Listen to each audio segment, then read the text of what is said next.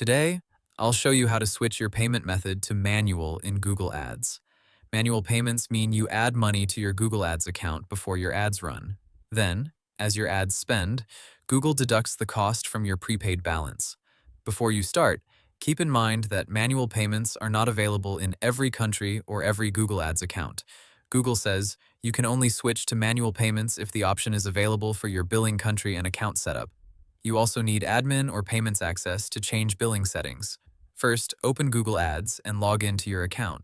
From the left menu, click the billing icon. Now select Settings. Look for the section called How You Pay. Open that section, then click Alternative Payment Options if you see it. If manual payments are available for your account, you should see an option called Switch to Manual. Click Switch to Manual.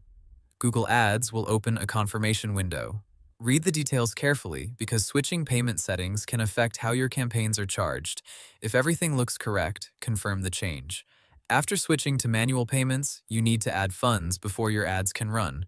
Go to Billing, then choose Make a Payment. Select your available payment method, enter the amount you want to add, and complete the payment. Once the balance is added, your ads can spend from that prepaid amount. If you do not see the manual payment option, it means your account or country may not support switching to manual payments. And that's it.